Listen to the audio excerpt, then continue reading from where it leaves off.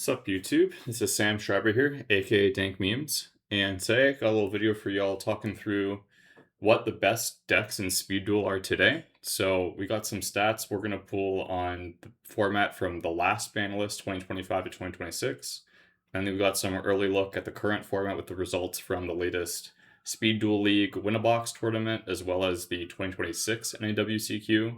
Try to answer the question what decks are looking up going into the new format. So as we're jumping into things today, just want to put a quick plug out there. I, along with a couple others, host a bunch of tournaments on the Discord server for the Speed Duel League. So if you're interested in entering tournaments that are free with cash prizing and other tournament prizes as well, check out the tournament link in the description down below. So to kick things off, wanted to do a quick rehash on where the format landed back in 2025. So we have collected all the lists from the past year of speed duels and looked at the decks that topped events as well as the decks that won events. So looking at this history here, we got the top decks from last format were Dark Magician, including variants running a Gravekeepers engine as well as one deck running a Red Eyes engine. We then had an Armed Dragon decks as the second most common deck, the majority of those being Heart of a Warrior, which is, my deck of choice. And then we had a slew of decks running the Dice skill as well. The third most commonly played deck was a Red Eyes Gearfried deck. These included kind of the control variants running Battle City Bestie, as well as a bunch of decks that ran the Poker Knights engine, where they summon Joker's Knight, can swarm you, as well as break boards with the trap. Coming in fourth place, we had our Gravekeepers decks. These primarily revolved around resolving Spy's effect, but a majority of the deck's last format also ran a pretty large burn package, things like Koala, Lava Golem, things like that. And then go down the rest of the list, we had our Amazonas decks, which were still very strong even after their nerf early last year. And then the more interesting kind of novel decks that came out towards the end of the last format, we had those pile decks where they're running Battle City Bestie. These decks kind of jam together like Joker's Knight, Magic Haribo, Gravekeeper Spy, some Monarchs as well. They just kind of ran like these 30 card pile decks where they're really hard to play against because you didn't know what you were going to see. So those were pretty common in the last format. And then we had our exchange decks and just other miscellaneous stuff. And so altogether, it's like almost 100 topping lists that we were able to collect over the last year. And so we had to like summarize the meta on the whole. Our tier 1 decks were most certainly Dark Magician, Armed Dragon, and some sort of Gravekeepers variants. Tier 2 decks were your Red Eyes Gearfrieds, your Amazonas, your Joker's Knights, and then the rest of stuff would be tier 3 or Rogue. Exchange, notably, is much more commonly played online because of the lack of a time limit. But if you're going to an in-person event, you would not really expect to see Exchange deck in person. So of these decks, I wanted to kind of focus on these top tiering archetypes: the Dark Magician, the Armed Dragon, Heart of a Warrior deck, and the Red Eyes Gearfried deck running the Poker Knights engine, and kind of see how the latest ban list from 2026 affects the viability of these decks going into the new format. So to recap, we got the ban list here on the right. This is taken out from the Speed Duel League Discord server. So all the changes here are flagged with that little new icon. The biggest hits here were just a ton of stuff added to the Limit 3 list. Just typical Konami fashion, they just like to dump stuff on that list. A lot of decks, though, also got like in-archetype hits on the Limit 2 list, so that's become a lot more constraining. And then we saw some other kind of generic strong staples move down to Limit 1. With the only additional note being the Cyber Angels got a little buff with their Ritual spell going to 3. But so going through the decks, so the first deck that I want to talk about is the Dark Magician deck. So Dark Magician, most notably, got their main skill card, Ever Faithful Companions, hit to the Limit 2 list. And in tandem with the skill, they also got their primary recursion piece, the Magic Haribo Quick Play, also hit to Limit 2. So this is pretty impactful for the deck because previously most versions of this list were running either Allure of Darkness, or even some were running the Rhoda engine I saw a couple examples of. And so with the hits, you now lose access to those consistency engines, as well as simply Magic Rebo being the best card in that deck. Now you only have one copy of it available to you. And so it's going to make the deck a lot less consistent and a lot less explosive going first. So to see how the hits to Dark Magician kind of bite, I have on the screen now an example of the recent topping deck from YCS Columbus. This list was piloted by, we don't have the duelist name here, but they had a 20 card deck with Witch of the Black Forest, the Magic Rebos, really a pretty standard bread and butter deck. Notably, this one doesn't have Fossil Dyna Pachycephalo. That was more common kind of earlier in 2025, but it has fallen off more recently. So with the new ban list, this deck loses 4 cards, which, I mean, by and large isn't super impactful, but these 4 cards were arguably the most important consistency pieces of the deck. So overall, looking at the net impacts here, the deck lost a lot of consistency.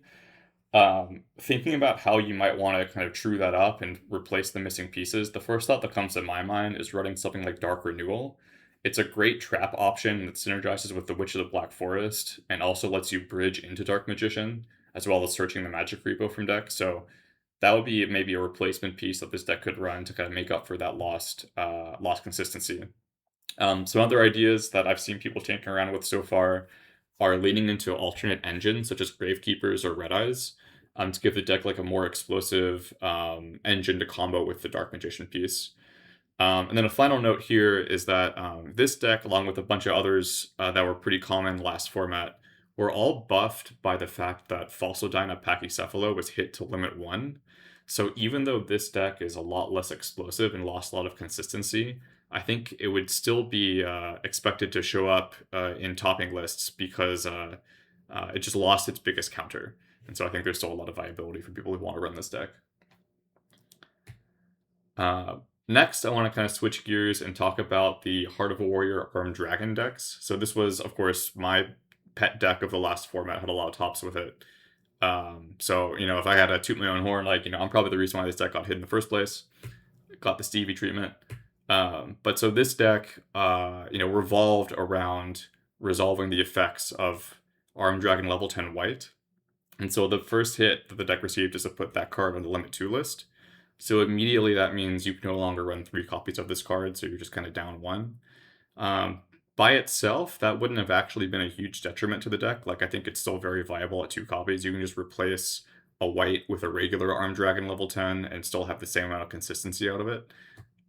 Where the deck's hit really starts to bite, though, is they also threw Heart of a Warrior onto the limit 2 list.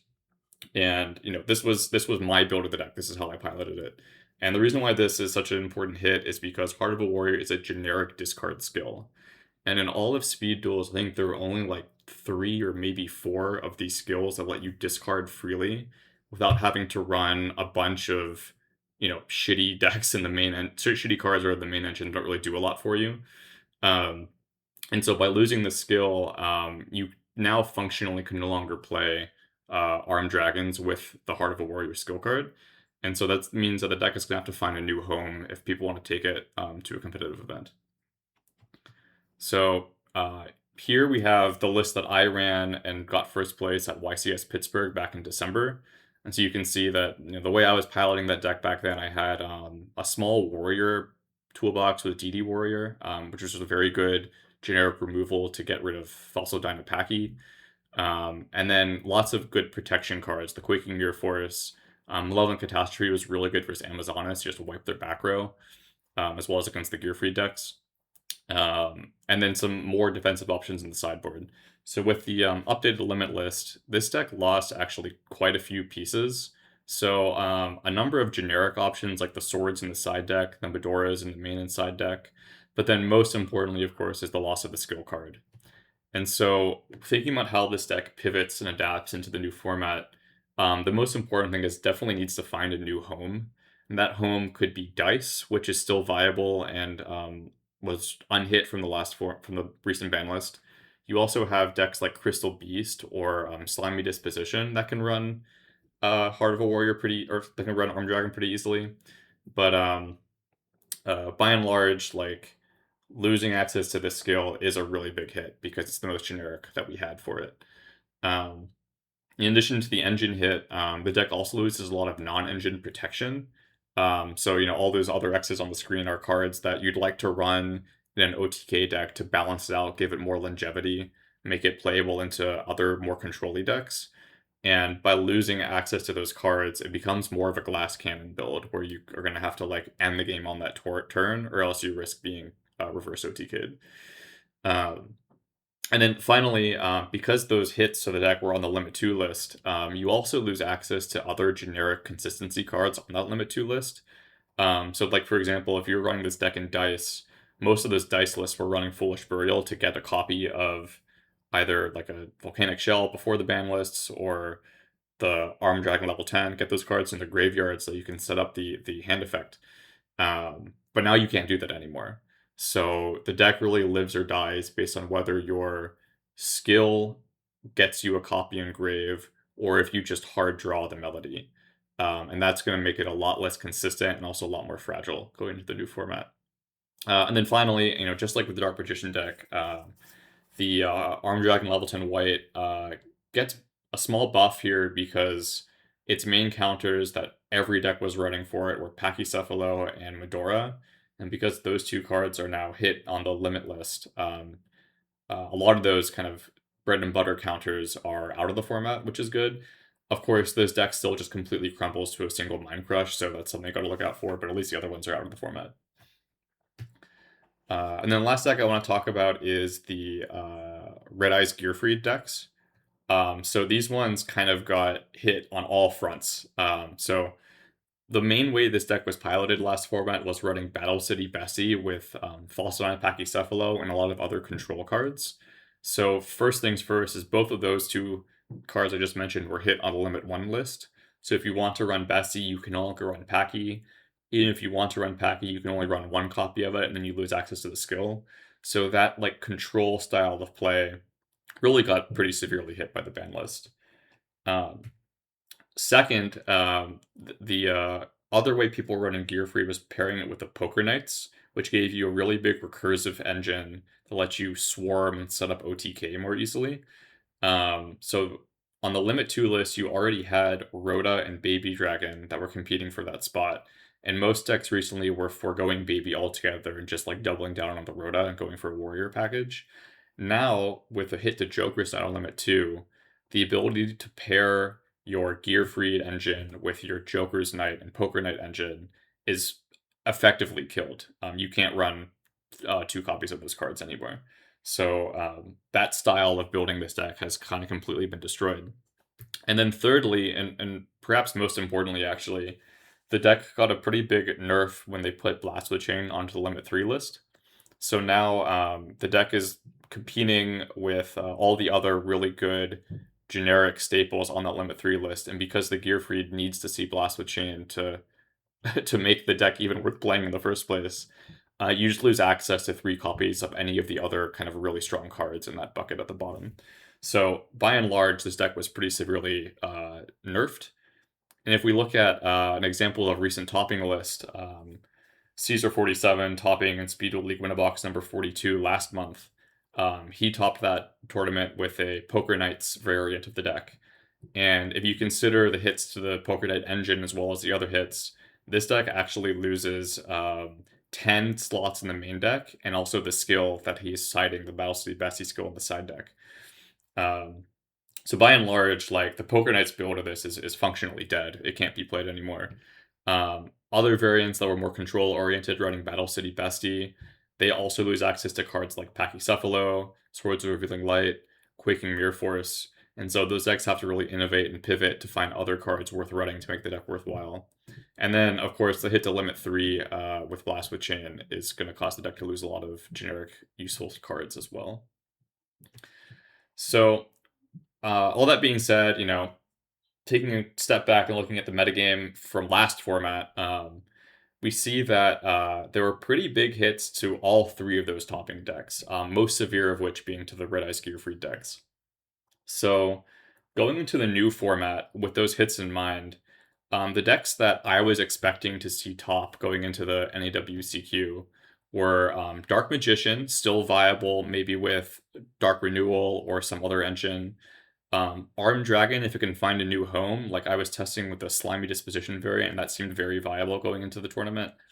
And then you had Gravekeepers and Amazonas, and these two decks are key because they were represented maybe at a tier 2 or tier 3 level last format, and they were completely untouched by the ban list. These were two very strong options going into the tournament that I was definitely expecting to see highly represented.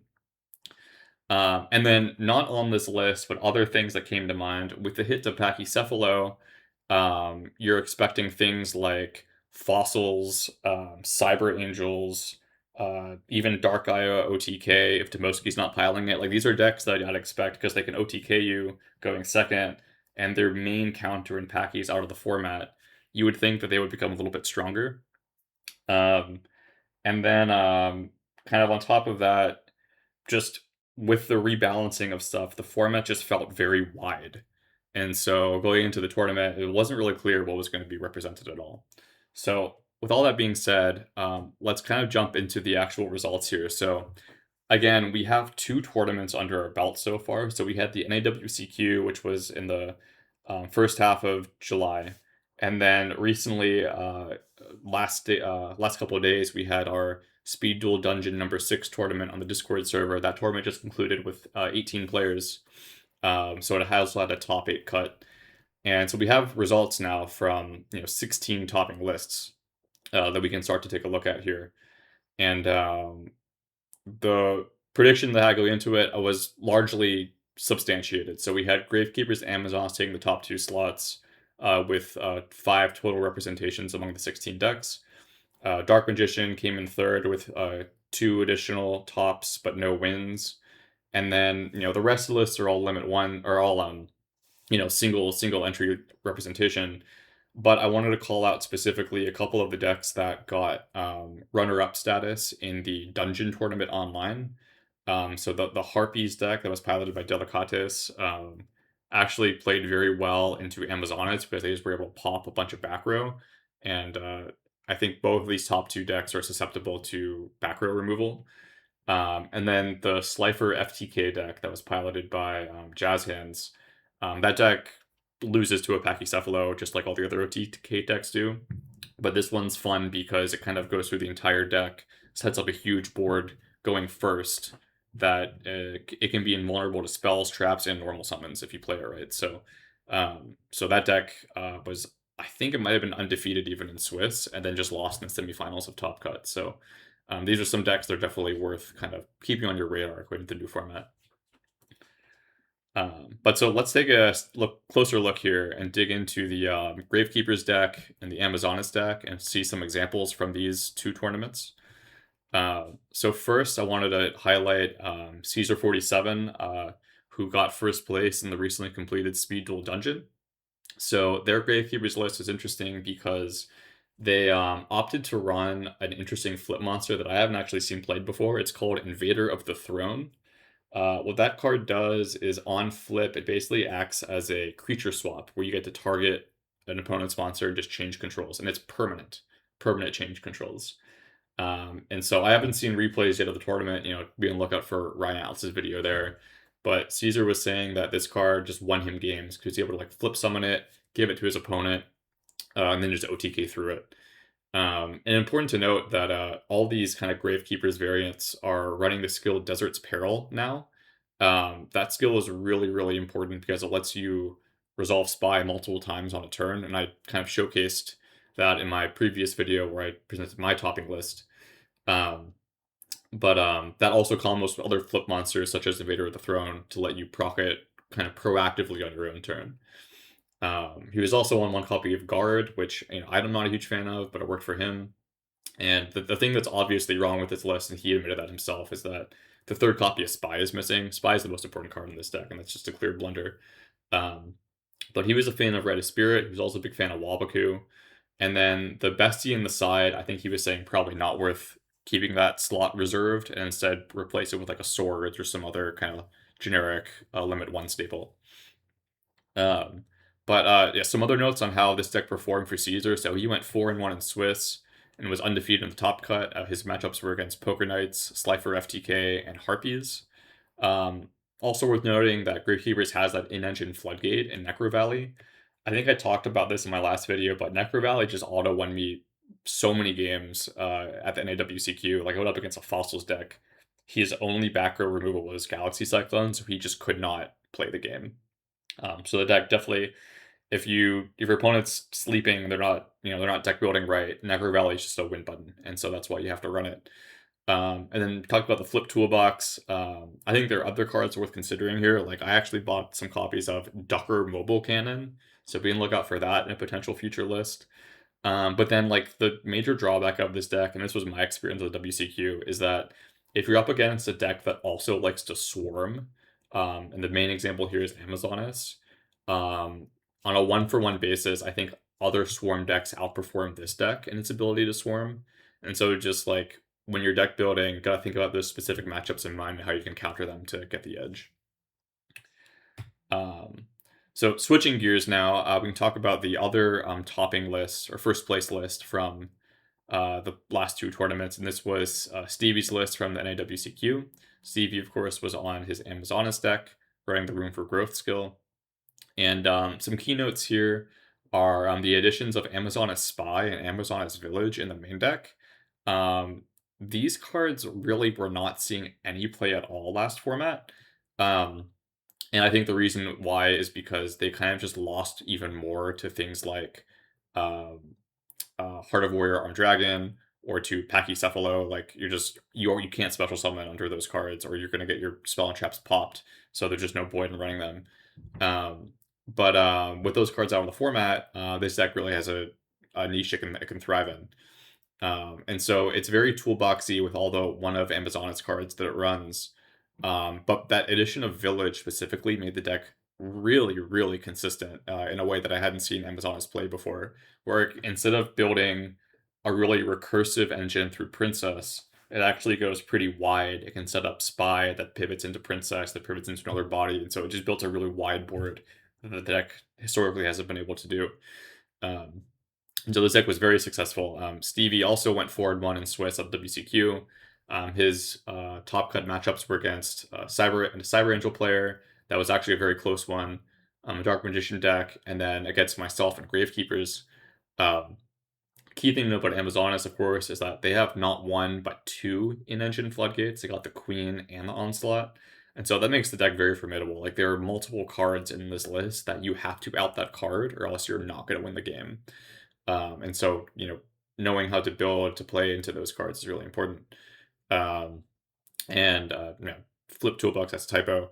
But this deck, perhaps more so than Gravekeepers, is pretty susceptible to back row removal. Like if you time a Malevolent Catastrophe at the right moment, you can really shift the tide of the duel in your favor. But the challenge is that a good Amazonas player can kind of stage their play, holding cards in hands that they only lose to Malcat maybe once, but then they hold the village to next turn or something, and just they can continue to keep playing through it. The good thing about good news for people who don't like Amazonas though is that the recursion of this deck is hit pretty severely. Spy is a recursive piece, but Spy loses Necro Valley, so it's not going to be able to shuffle pieces back with Bedora like it could last format. So, in sum here, I think by and large, the format going into 2026, the second half here is pretty open and unsolved. So I showed you a pie chart with the 16 topping decks, and there were only 3 repeat representations, and then it was 10 unique other decks out of the top 16. So there's a lot of variety in the format still, and it's going to be very exciting to see how like the next couple of months shake out and who builds what and who brings what to the events we got, the YCSs, this fall. I think, though, it is pretty safe to say that, based on these early results, Gravekeepers and Amazonas are probably your top dogs. They got multiple tops already. We've already seen some innovation on the Gravekeeper side and the Amazonas side in the recent topping lists, and I think there's more innovation even to come. So those decks have even higher ceilings probably than what we've seen so far. I want to call out though that last format's meta I would say is it's gone insofar as DM's not a top threat. Uh, Armed Dragon's definitely not a top threat. Gearfried's nowhere to be found. But those decks are not forgotten. I think that a good pilot who knows how to build could probably find a way to make Armed Dragon work in a slime deck, for example. Get around the deck's consistency issues and the fact that it's more glass cannony, has to run all those, those engine vanilla cards. But I think that deck still has legs. It just needs to find a pilot to build it. Um, and then the last note here is that there are a bunch of more rogue OTK decks that I think you really have to keep an eye out for. So we talked about the Slifer deck, talked about Cyber Angels. I think Fossil still has legs even without Pachycephalo, and even stuff like Dark Gaia. As awful as that deck is, like 7500 to the face is still a problem. And then one deck that I think we were all expecting to see in the last couple tournaments, but didn't have any tops, was the Winged Dragon of Raw deck. That deck's really scary because it can OTK you like no other, but it can also, if you interrupt it, it can still pretty easily pivot to end on that untargetable sphere mode that just sets up a blocker that stalls you out indefinitely. Um, so definitely be on the lookout for that deck as well. I think the right pilot could take that one on top with it too. And that deck got a boost because Foolish Burial is now limit 1, not limit 2. So, or sorry, Reborn's limit 1, not limit 2. So it gets an extra copy of Foolish. So anyway, with all that being said, this was Sam Schreiber, aka Dank Memes. Just a reminder to drop a like on the video if you liked it. Leave some comments down below. Also, we'll have a link in the description of the video to the Discord server. So if you want to enter tournaments and see your deck featured in a video like this, sign up and join us. And then if you're still here and you're still with me, just want to share some like closing thoughts on the channel overall. So I've had this channel for like a decade, haven't really used it at all. Figured that I play a lot of speed duels, figured I'd share my thoughts, get some more content out there. Um, I'm not going to be a big YouTuber. I got a day job that pays me well enough, but if you guys have any like feedback on the video, thoughts or ideas for future video or future content, one video series that I have in mind is, with the weeklies on Dueling Book, just thinking about doing a series where I like, maybe do a 5 or 10 minute deck building demo, and then I enter the deck into the tournament, uh, share all the replays, and kind of give a recap at the end. So some series like that could be fun. But yeah, just let me know your guys' thoughts. If there's anything you'd like to see out of the channel, let me know. But yeah, with that, until next time, this is Dank Memes. Keep it dank.